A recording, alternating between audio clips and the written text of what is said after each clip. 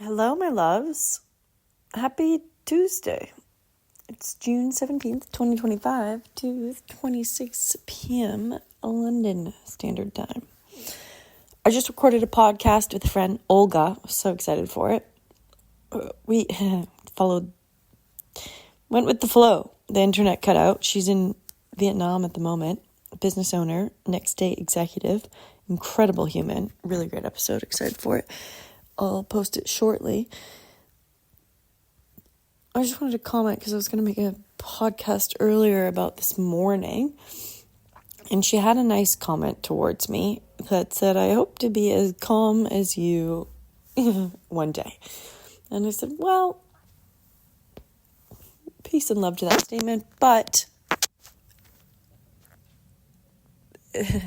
what it comes with is the experiences that I also come with. So I am the way I am, and I'm so in the flow because I experience or have experienced a lot of grief, loss, sadness as well. And I might be extra nonchalant or not really care or get frustrated because it doesn't matter. You know, like life is so fragile. And so this morning I went to the gym, as I usually do on every morning. And I was working out. But then the reality of just this time right now was setting in where my grandmother is not well. She hasn't been well for a while, like 6 years really. But now it's really not good. So my mom texted me over the weekend. Well, we had a call. It was really sad. I was in Turkey for the weekend. We had a holiday / Johnny, my boyfriend, his client's wedding. So we had a beautiful wedding to go to. And we got there on Thursday. And then Friday morning, which was Thursday night for my mom, I was on the phone with my mom because she texted the family and said she was with my grandmother. She's always with my grandmother right now, but while she was sleeping, and my grandma said something along the lines of, like, make it stop, or I forget exactly what she said, but like, somebody save me, or something like that in her sleep. She was sleep talking, and it was so sad. So I called my mom just to see how she was doing, / like, what's going on, because I haven't been too worried. Like, obviously, it's been really sad every time my grandmother goes to the hospital. But she's such a trooper. Like, this woman is so resilient. She's I don't even know how many times she's been to the hospital in the past 5 years, and she always bounces back. And once she gets home, she's pretty good again. So, and she hasn't wanted to go yet. Like, she's wanting to be alive. So it's like, okay, all is well. As long as she wants to be alive, she'll stay alive. But Thursday night, my Friday morning, was the first time she was saying, like, she's good to go now, basically. And I thought, oh shit, like, it could be any day then, because if she's ready, like, she's so weak, that could be it. So I was on the phone with her while my grandmother was sleep talking, and it was wild to hear my grandmother speak in her sleep. I swear she was having a conversation with either God or my grandfather. Like, what she was saying, I wonder if this will keep recording while I go into my memos. Yeah. I started writing it down because it was like, it's so beautiful and sad and funny and all the stuff she was saying. She said, I don't know what I'm doing. And then I swear it was like, pause. Basically, whoever was on the other side was like, probably, why are you still alive? And she's like, I don't know. I don't want to go yet, but if I have to, I will. I want to go back home. And I was to my mom, I was like, home, do you think, like, to source, or she wants to, like, wake up? And then she goes, we do it because we love all our children. We stay here for our children because we love them. So then I was like, is she talking to God, or is she talking to my grandpa now? Maybe my grandpa on the other side is like, hey, come on, honey, let's go. You're really suffering. Like, she was just diagnosed with lung cancer. She can barely speak. She has pneumonia now, liver failure. Like, my mom said she was itchy, so my mom touched her ankle, and then the skin just, whatever. Like, it's really bad. And so Friday hit me like, oh, okay, this is really it. Like, she could go any minute now. I need to go home because I don't want to get there too late. Like, I want to be by her side. I want her to know how much I love her, and I will sit at the hospital with her. You know, like, I want to be at her deathbed while she's still awake and alive, just so she knows but just how much we all love her.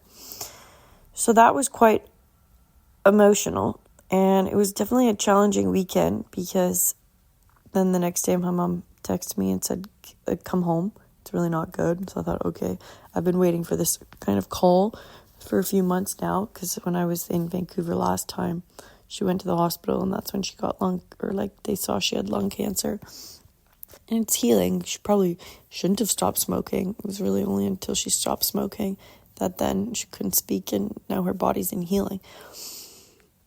So it was a tough weekend. As beautiful as a holiday as it was still an emotional roller coaster every day, because there's pain of not being home, not supporting my family, not like my grandma kept saying, hold me, and my mom's like, I'm holding you. She's sleeping, and then it's like, oh, Mom, sorry I can't be there for you too, but like, imagine I'm holding you. Like, just a sad, we're all like crying on the phone.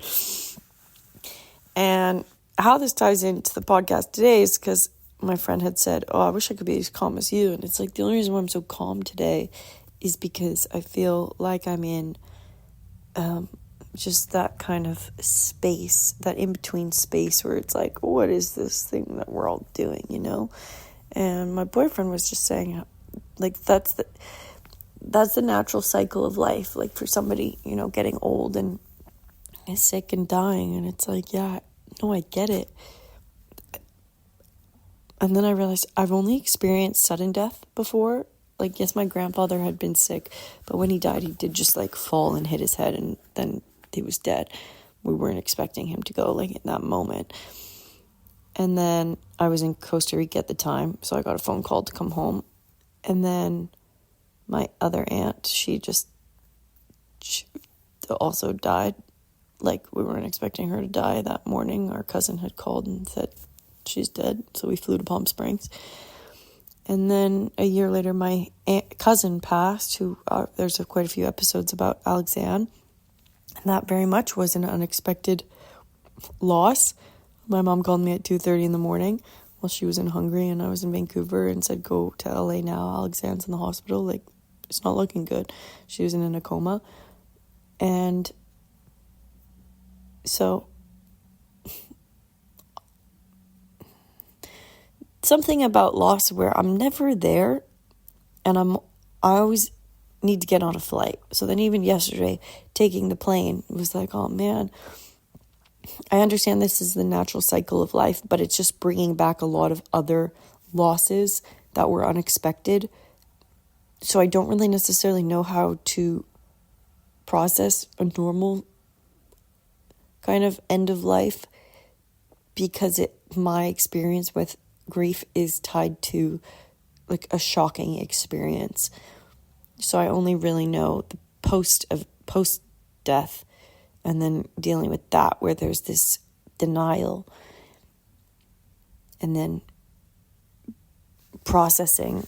Because then this morning, as I was at the gym, it's like, yeah, I'm sad about my grandmother and I need to fly home soon. But then my mom also said she's doing okay. Like, you don't need to rush. Basically, you don't need to come home today. But then at the gym, all I could see, like, I can see the weights in front of me, but then there's this also vision of the hospital when Alexandre was passing, and the storage unit after she was gone. My mom and I went to LA to clean out like the storage unit with all of their belongings. And we did it in 3 days, and we either threw whatever needed to be thrown out, or we took a lot to the Goodwill, sort of a charity shop, to give it away because it was still useful.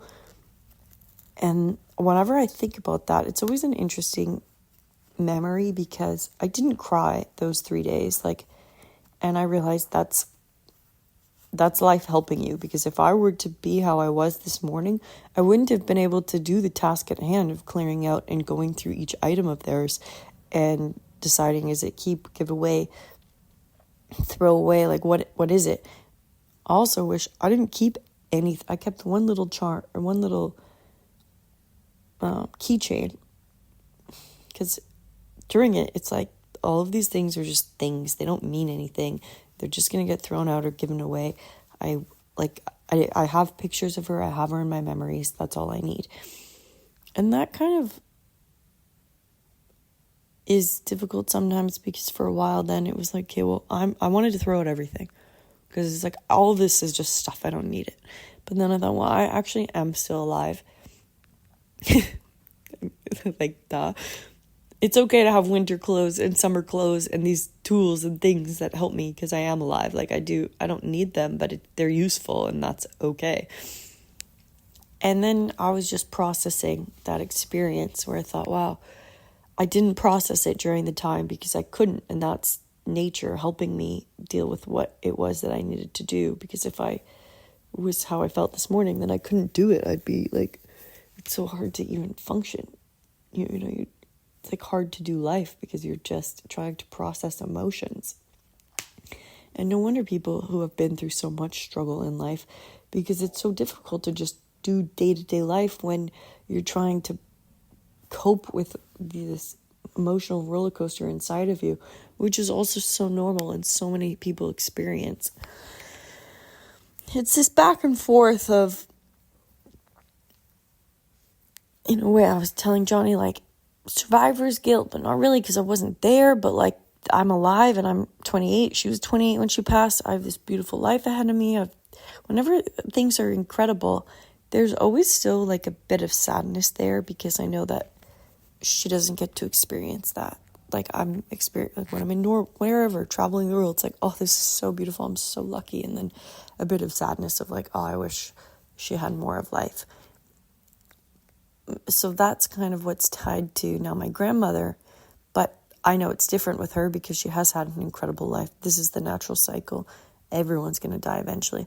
It's not as depressing because she's lived her life. But it still just sort of is a bit triggering and unnerving, because my experience with grief and loss is tied to whatever my other experiences are, where it's like, oh shit, apparently I'm still processing that, and maybe I always will. It might get easier, but it's been like 6 years and it's still quite difficult when it hits. It's not all the time, and I've mentioned it before in other podcasts how I measure progress with myself. And it's like, okay, actually, I've only kind of had 2 really tough moments this year tied to her loss. And that's pretty good in 6 months. Like, it's getting less and less each year, which is really nice. So the people, I see these reels, it's like, oh, the people are so calm. You don't know what's behind the doors of their experiences, where I was saying this on the podcast with Olga, where it's like, I'm so calm because nothing really matters.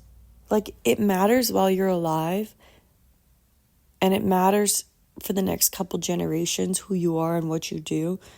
I mean, it doesn't matter for time and time, because each generation just gets passed on. But my goal really is like not necessarily what I achieve in life, but who I become and what kind of mother I can be to my children, and how I can be the best version of myself so that they start off with the best possible scenario. Like, my mother did whatever work she needed to do. She's an incredible mother, and so is my father. So I feel like I've had the best starting platform that I could possibly have.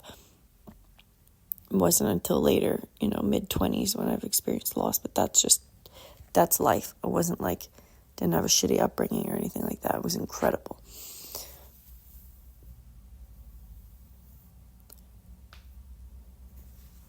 So I don't ever wish for things to be different, because I do believe that just in like anything in nature. I think about waves a lot. I forget exactly what, like the crests and the dips, just the depth of the dip and the peak of the crest or the wave. They're tied to each other. So the lower the wave, the higher it goes. That's how I feel for life, where the lower the lows are, the higher the highs. Where I get to experience such high highs. Like, I'm such an emotional human. When I am having the best time ever, it's like incredible. But that's also because I equally experience really low lows where, it just is heartbreaking. So if you don't experience that, that's also cool. Like, that's nice. If naturally you're just more of a kind of monotone type person, that's great. But like, so you don't get the good and it's the whole thing. You get the package or you get a different type of package. Like, you can't hope for some parts of somebody else's life, because if you hope for that, well, then you're going to get the other side of it too, which you don't even know what that is, and it might not be so nice. So I wouldn't wish that, and just be grateful for the life that you get and the experiences that you get.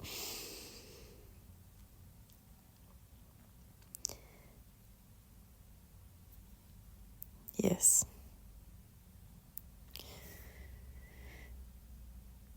It's all bringing it back now, which is so beautiful. And maybe this will be like a nice closing tour where Johnny was saying now you get to experience kind of the natural cycle of life. And my brother and I are saying maybe once she's gone we'll feel relieved, and it won't be like how it was with Alexander Samra, where you're trying to figure out life for the next couple years of like how to process that, because it's actually quite nice. And for my grandmother's sake, the sooner she goes, the better for her, because she's really suffering, and that's so heartbreaking. I posted a story this morning too of like why I train so hard, because I don't want my grandkids to see me suffer. Like, when I die, I want it to be quick and easy. Obviously, everyone will still experience sadness, but I want to live a full life, be healthy till the very end, and then who knows what happens. But having to watch your grandparents suffer or your parents suffer is so heartbreaking, and it's its own trauma.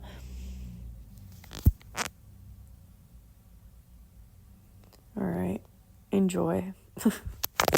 Always such abrupt finishes, but go with the flow. Enjoy life.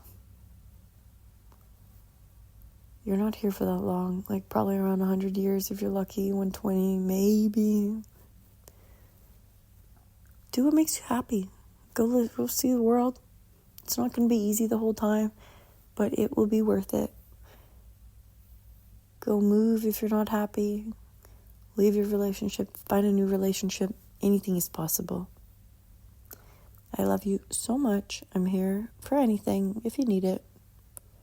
Peace and love. Adios, amigos.